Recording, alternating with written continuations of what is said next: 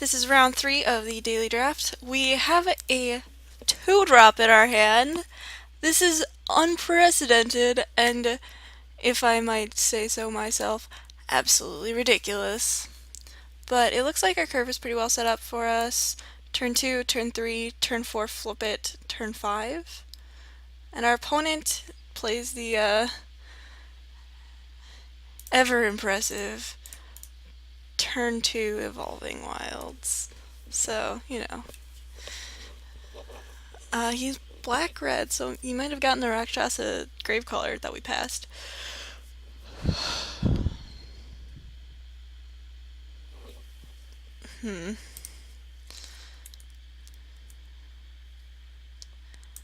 Since we drew the Kalsimsa Behemoth, I think I'd rather Foul-Tongue Invocation. Sure. Play that, especially now that he cast Foul-Tongue Invocation.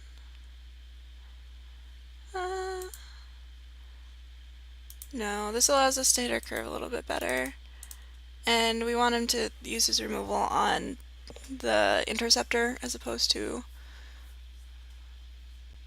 just some random dudes. Also, Kalsimsa Behemoth absolutely wrecks Rage Form. True story. And turn 5 I can just cast the Behemoth and block with it.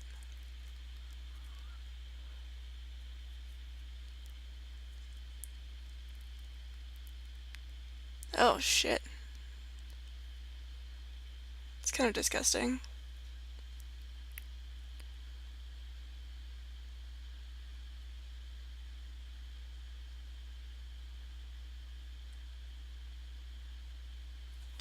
Okay, fortunately for us, Reckless Imp can't block, and it won't block. So getting aggressive still an option for us.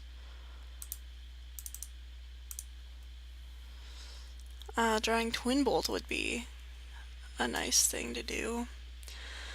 I'm not sure about Rage Form. I think it's fine, especially when you manifest a creature that can benefit from the double strike.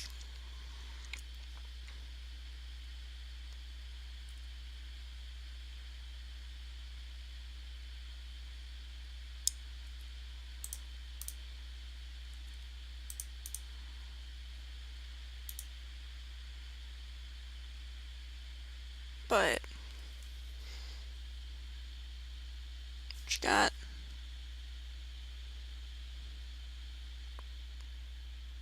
Flatten. Okay, that's fine. I think we might just be in chump block mode now for that Berserker. Unless we draw something just ridiculous. Like a Twin Bolt, for example. I'm okay trading 4 damage every turn. And the next turn I can just cast Belltoll Dragon and probably block like the Bell Striker or the Reckless Imp.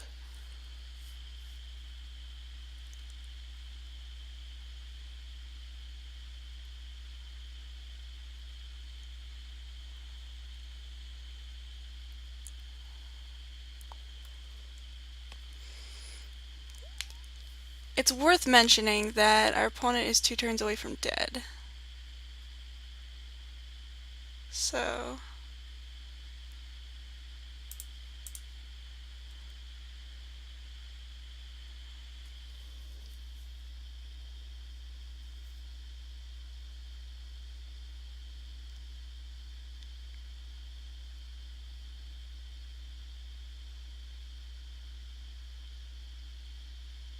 Tail Slash, not cool, dude.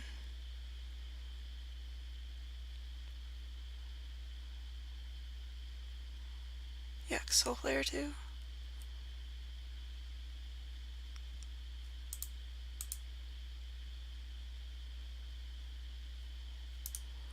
Okay, so Mountain means that we're gonna cast this thing face down. And the Sabertooth Outrider as well.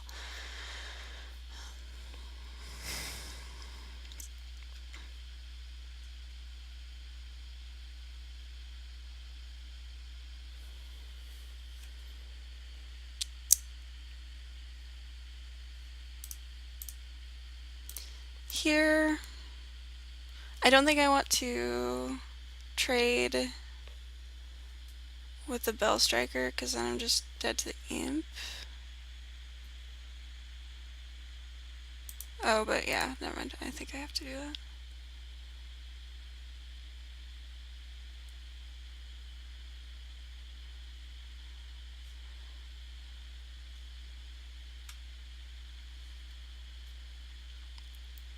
I would like to draw a Twin Bolt, please.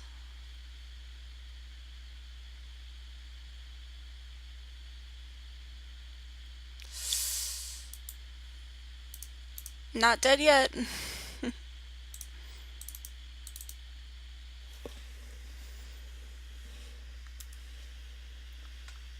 Hopefully this isn't just like the story of my life. Oh my goodness, yeah, we're dead. Alright. So, we've been playing a lot of aggressive decks, more aggressive decks. This will be fine. This will be fine. This, I think, is better than the Outriders in this matchup. We did get kind of wrecked by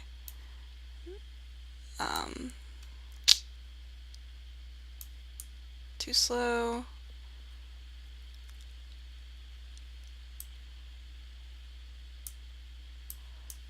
Heel cutter. Yeah, we're gonna go in a more defensive direction, but we did get kind of wrecked by that rage form, which is worth noting. I'll keep this.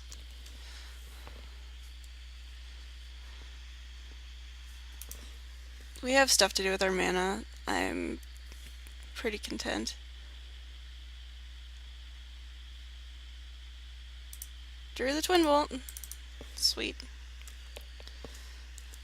F8. If anything, we'll just cast the Bell-Toll Dragon next turn. Hand of Silumgar. Sure, I'll attack. Okay, sweet. That's a trade.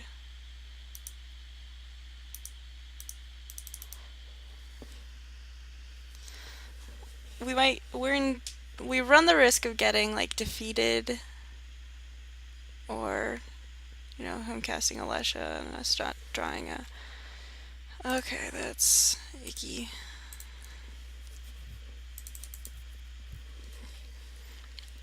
Just gonna cast that face down. Alesha is super awkward for us, but I think we can deal with it. Especially since we have the removal spell for her in hand.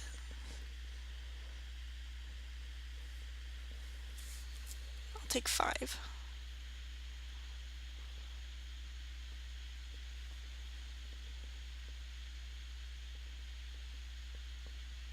Hey, there it is.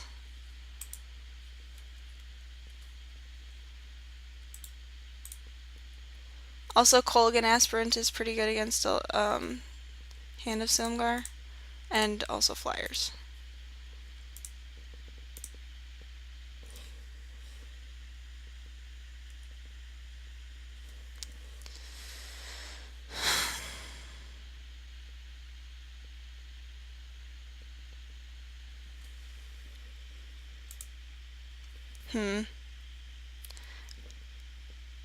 I think I just flip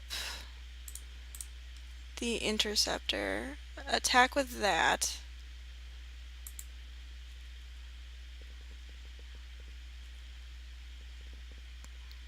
and cast the Aspirant. Then I can dash Heel Cutter if I need to, but right now we're in pretty decent shape. Like, obviously, he has a handful of gas still. Ugh. But I drew a land, so I'm happy. I'm not going to attack with the Kolaghan Aspirant because he has shown us the one Foul Tongue Invocation, and I don't want to have to sacrifice the Spell Tool Dragon. No blocks.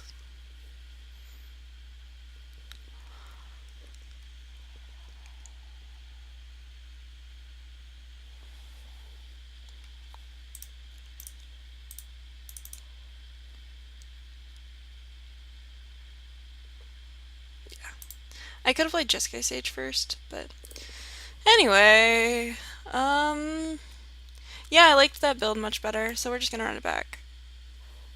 And 11 minutes in on our third game, as per usual. I will keep this. It's got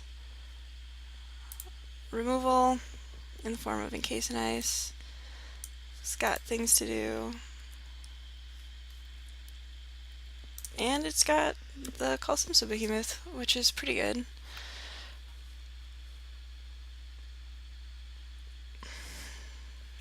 Not against that, unfortunately.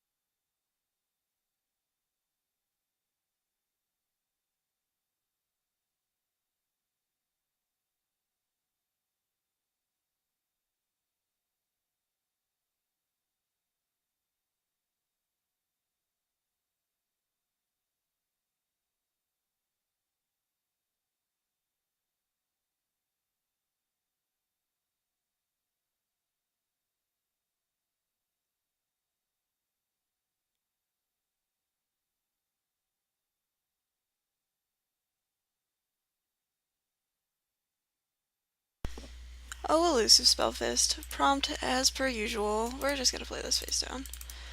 I'm okay with blocking this guy.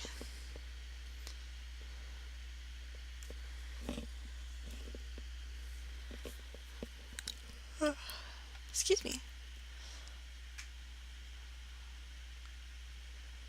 Silumgar Assassin. Guess I'm not blocking it. Ugh. Gross.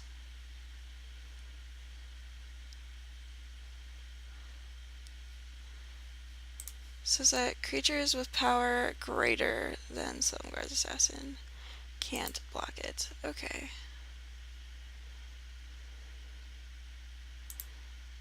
So I think I play the Spellfist here.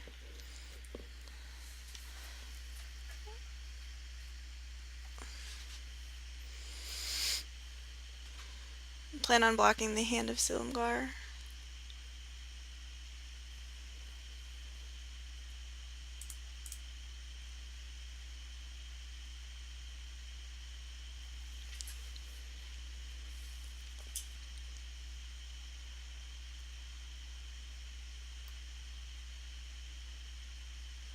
Wow, just all of the black creatures, I guess. Alright, so I drew a land, which makes me more inclined to play the Behemoth. Because even if I can't block this Silumgar Assassin, I can still block everything else.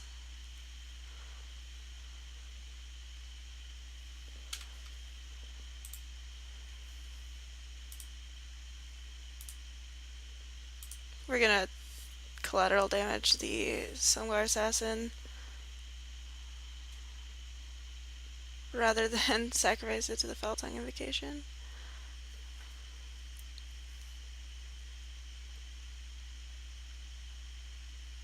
Wow, I'm getting very low on life here.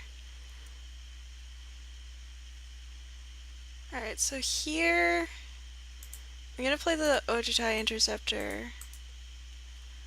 I'm gonna hold up Encase in Ice, and when he moves to begin combat, I'm going to encase the Zergo.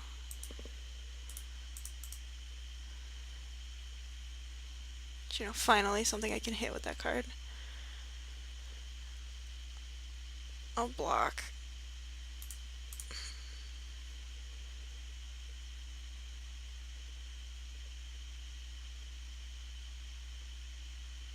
Ugh, Summon Prowler. I knew he was gonna do that.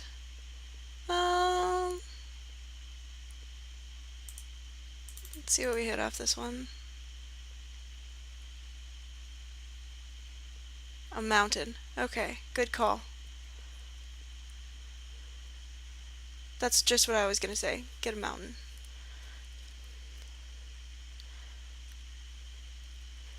The reason I didn't play the Gurmag Drowner there is because I was gonna have to block the Prowler no matter what. So let's see.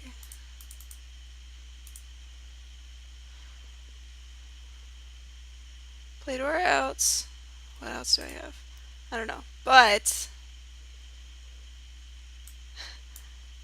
double heel cutter battle rage. Sweet! Yeah, that's not gonna do anything. Alright, well, that was game 3. That was unfortunate, but we did go 2-1, and our deck was pretty sweet. We got to play with Descent of the Dragons. Never cast it, though, which I think is the conclusion about Descent of Dragons. Rakshasa Gravecaller might have been better, because I would actually be able to cast it more often. Descent of the Dragons is actually pretty situational. So, for those of you watching at home, when your choice is Descent of the Dragons or Rakshasa Gravecaller, pick the Rakshasa Gravecaller. Thanks, guys. Have a good night.